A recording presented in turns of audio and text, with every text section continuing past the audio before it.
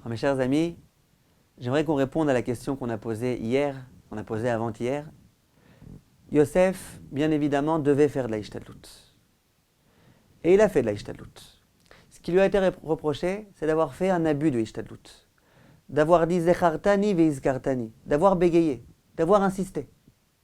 Et la question qu'on a posée, c'est si ce qu'on lui reproche, c'est d'avoir bégayé, d'avoir insisté, pourquoi il a dû essuyer 2 ans de prison, 2 ans supplémentaires? Il aurait dû essuyer qu'1 an. Il n'y a qu'un mot qui était de trop, pas les 2.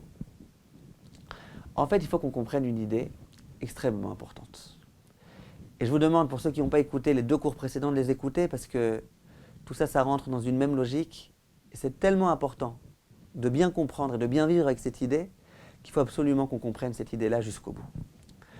Akadosh Baruch Hu demande à tout juif de procéder à de la Ishtadlout. Ishtadlout, si on veut résumer, c'est des très longs cours, peut-être qu'un jour on aura le mérite d'en parler, Bezrat Hashem sur Torah Academy. Mais en un mot, qu'est-ce que Ishtadlout? Je réfléchis par rapport à ma situation familiale et je vois que pour pouvoir bien vivre, j'ai besoin de 3 000 € par mois. Je sais que c'est à peu près ce qu'il me faut, grosso modo. Maintenant, il faut que je vois par rapport au métier qui est le mien. Si je suis médecin, si je suis avocat, si je suis caissière, par rapport au métier qui est le mien, j'ai besoin de 3 000 €. D'après les lois de la nature, combien d'heures il faut travailler pour pouvoir réussir à obtenir ces 3 000 €? Si je vois et je pense que ça suffit que je travaille 5 heures par jour pour pouvoir, d'après les lois de la nature, gagner mes 3 000 €, eh bien je dois travailler chaque jour ces heures-là. Je dois travailler 5 heures, c'est 5 heures. Pas 6, je dois travailler 5 heures. Maintenant, pour réussir à établir ce nombre d'heures qu'il faut travailler, ça dépend de beaucoup de paramètres. Ça dépend de l'exercice qui est le mien. Ça dépend aussi de mon degré de Emouna. Ça dépend de pas mal de choses. C'est pour ça que pour pouvoir établir cela, il faut vraiment bien réfléchir, souvent consulter un rave, lui demander conseil. Il faut bien se connaître soi-même, savoir combien on a une véritable Emouna. Mais en tous les cas, ça c'est vraiment l'objet d'autres cours. Je vous répète, un jour on fera des cours à ce sujet, Bezrat Hashem, j'en ai déjà fait d'ailleurs. Une fois que je me suis installé, que j'ai bien réfléchi, et que je me suis dit, moi, par rapport à mon travail, je pense qu'il faut que je travaille 5 heures par jour. Et 5 heures par jour, c'est amplement suffisant. Et l'argent qu'Hachem avait décidé de me donner cette année, il pourra me le donner grâce à ces 5 heures de travail. Eh bien, il faut que je travaille 5 heures. Et ces 5 heures, c'est une Ishtadlout. C'est bien. C'est ce qu'Hachem attend de moi. Que se passe-t-il si jamais un jour, j'ai travaillé ces 5 heures-là? C'était prévu être suffisant. Si Hachem avait voulu me donner la bracha dans ces 5 heures, il aurait très bien pu me les donner. Mais moi, je vois que non. Ce mois-ci, non, j'ai pas eu ce que je voulais. Moi, j'ai besoin maintenant de plus d'heures de travail. Imaginez que je fasse maintenant des heures sup. 2 heures supplémentaires de travail. Qu'est-ce qui se passe à ce moment-là? À ce moment-là, déjà, je sors du concept de la Ishtadlout et je rentre dans le concept de la Charitzut. C'est comme si je disais, Hachem n'a pas accepté de me donner la somme que je souhaitais avoir ce mois-ci, donc je vais un petit peu forcer les choses. Ben oui, si Hachem avait décidé, pourtant j'ai bien réfléchi, que Hachem peut très bien me donner la somme que je dois recevoir avec 5 heures de travail. Et que ce n'est pas un miracle, que c'est possible. Si jamais, avec mes 5 heures de travail, il n'y a eu aucun client qui est venu, il n'y a eu aucune commande, il n'y a rien eu du tout, et que finalement, au lieu de gagner mes 3 000 €, j'ai gagné que 1 000 €, c'est que c'est Hachem qui l'avait voulu. Parce que moi, ma Ishtadlout, je l'ai faite. La Ishtadlout qui chaque mois m'amène 3 000 ou 4 000 €, je l'ai faite ce mois-ci aussi. Alors, si Hachem a voulu ce mois-ci que je reçoive que 1 000 €, c'est ce que je devais recevoir. Après, je veux m'introspecter, je veux savoir si c'est peut-être ma prière qui était problématique, je le ferai. Mais en tous les cas, moi, c'est ce que je devais faire. Si maintenant je fais des heures sup, ça veut dire que je veux un petit peu forcer les choses. C'est-à-dire que je considère que la Ishtadlout, ce n'est pas simplement un moyen d'obtenir l'argent qu'Hachem avait décidé de me donner, mais c'est un moyen de gagner de l'argent. C'est un moyen de moi-même m'octroyer l'argent que je souhaite avoir. Ça déjà, c'est un grand manque de Emouna. Ça déjà, c'est de la Charitzut. Je vous répète, je ne vous donne pas maintenant des cas précis et concrets. Je vous demande qu'on réfléchisse ensemble au concept, comment ça fonctionne.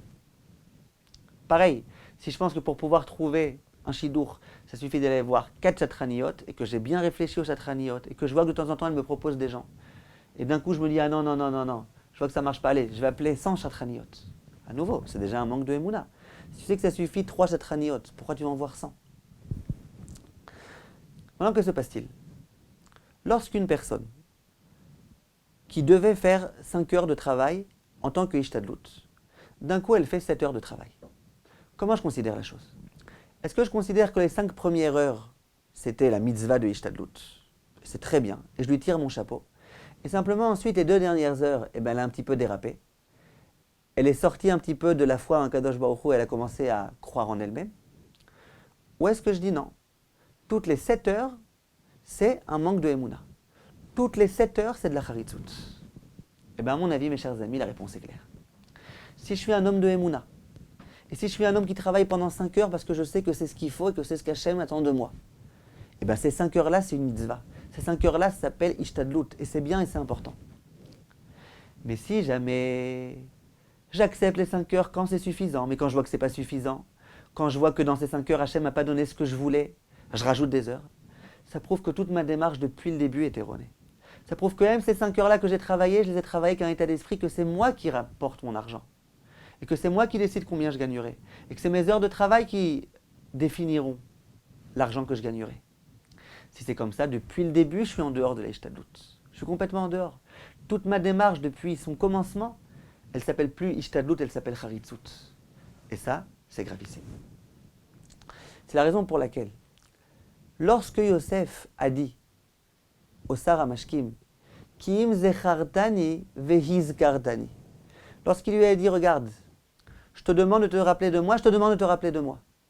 S'il avait dit qu'une fois, ça aurait été Ishtadlut, ça aurait été parfait. Ça aurait été extraordinaire. Simplement dans la mesure où tu l'as dit 2 fois, alors qu'à ton niveau, Yosef, ça suffisait de le dire qu'une fois, tu as bien prouvé que depuis le départ, tu te fais confiance à toi plus qu'à Hachem. Que depuis le départ, tu te dis, c'est moi qui vais réussir à m'en sortir. Allez, je vais lui rentrer à coups de bâton dans sa tête qu'il ne faut pas qu'il m'oublie. Donc la première fois aussi, c'était déjà un manque de Emouna. Le premier mot aussi provenait de cet état d'esprit-là qu'il faut que je fasse quelque chose, ça suffit. Ça fait trop d'années que je suis en prison, ça fait trop d'années que je supporte et que je subis, maintenant il faut que je fasse quelque chose. Et donc le premier mot déjà qui a échappé de ta bouche, c'était un mot qui était un manque de Emouna. Parce qu'il était dit dans un mauvais état d'esprit. Voilà de quelle façon on peut expliquer. Je me rappelle, un jour, c'était justement le jour où j'allais donner ce cours à mes élèves. Il y a 2 ans, je devais donner un cours à Beit Vagan. Et 10 minutes avant l'heure du cours, je me trouve à Archotzvim. Archotzvim, c'est environ à un quart d'heure de Beit Vagan, en voiture. J'essaye d'arrêter un taxi, je suis pressé, j'ai pas envie d'arriver en retard. Aucun taxi s'arrête. J'attends, je sais pas quoi faire. J'ai plus le choix, j'appelle une station de taxi. Je leur dis, écoutez, j'ai besoin d'un taxi, je suis à Archotzvim, envoyez-moi un taxi, rapidement, c'est urgent. Ce bonhomme-là, il me répond, il me dit, écoute, si tu veux rapidement, c'est urgent, appelle le SAMU. Eux, le SAMU, ils sont habitués à ce qu'on leur dise, c'est rapide, c'est urgent. Moi, je suis un taxi, je ne suis pas rapide, urgent. Appelle le SAMU si tu veux. Il m'a donné une grande leçon. Il m'a donné la leçon que, pourquoi tu as besoin de dire rapidement, c'est urgent? Toi, tu veux qu'il sache que c'est rapide et que c'est urgent. Tu veux qu'il sache. Comme ça, si jamais il y a 2 personnes, il hésite à qui envoyer tel taxi, qu'ils comprennent que toi, tu es vraiment une urgence, tu as un cours à donner. Ça, j'accepte. Mais dis une fois. Dis une fois, sache que je suis très pressé. Pourquoi tu as besoin de dire dachouf, rapidement? Pourquoi? Ça, c'est déjà un manque de Emouna. Hachem, il attend de toi une ishtadlut. Dire une fois c'est dachouf, c'est suffisant. Alors pourquoi tu dis 2 fois? Si tu dis 2 fois, ça prouve que déjà la première fois, quand tu as dit dachouf, tu disais peut-être que moi, en parlant, je vais réussir à faire des miracles. Et ça, c'est un problème. Et ça, c'est le jour où j'allais donner ce cours-là. Et où j'allais parler de Yosef qui a dit 2 fois. Parce que malheureusement, on est loin de ça. On est loin de cette émouna. Et puis, à vrai dire, pour des gens de notre niveau à nous, on n'est pas du niveau de Yosef. Yosef, pour lui, bégayer, c'était vraiment gravissime. Pour nous, peut-être de dire 2 fois ou 3 fois, c'est encore la norme. Mais l'idée, il faut qu'elle soit claire. L'idée, il faut qu'elle soit très claire. Nous, on ne fait rien. Nous, on siffle avec notre sifflet. C'est Hachem qui fait le reste.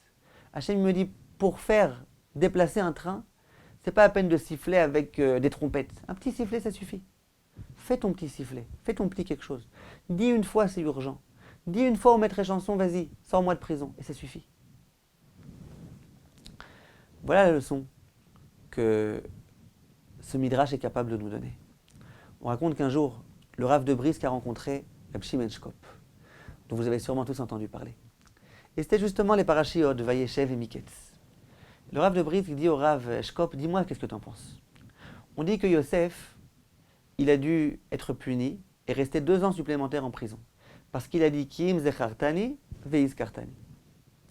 Que se serait-il passé à ton avis si jamais au lieu de dire Zechartani, Veizkartani, il avait dit que Kim Zechartani? Reb Shimon Shkop a réfléchi et avec son intelligence, sa perspicacité, il a répondu, eh ben je pense que s'il avait dit que Zechartani, on lui aurait donné qu'1 an de prison et non pas 2 ans. Le Rav de Brisk lui a dit, moi je ne suis pas d'accord avec toi. Moi je pense que s'il avait dit que Kim Zechartani, on lui aurait donné Walou, 0. On lui aura pas donné de prison du tout. Et il ne s'est pas expliqué. Mais à mon avis, fort de tout ce qu'on a expliqué, c'est ça la réponse. Parler une fois, même toi Yosef, tu aurais dû. Ça t'aurait pas été reproché, au contraire. Hachem aurait approuvé ton comportement, comme il a approuvé celui de Réhouven. Rappelez-vous le premier cours de cette série. Simplement, qu'est-ce qu'on va lui reprocher à Yosef? Pourquoi tu as parlé 2 fois? Si tu parles 2 fois, là ça prouve que toute ta démarche elle est problématique. Et c'est ça qui va lui être reproché à ce Yosef. Cette idée-là, elle est extrêmement importante. Parce que dans notre vie, on travaille, on se bouge, on se démène, on fait des efforts, on passe des coups de fil, on essaye d'aider un tel, on essaye de se sortir des difficultés, on fait tellement de choses. Toutes ces choses-là, ça peut s'inscrire dans un cadre de mitzvah. Toutes ces choses-là, ça peut être en parfaite conformité avec la Torah. Tout dépend juste dans quel état d'esprit on le fait. Et à nous de faire attention, à le faire dans l'état d'esprit le meilleur.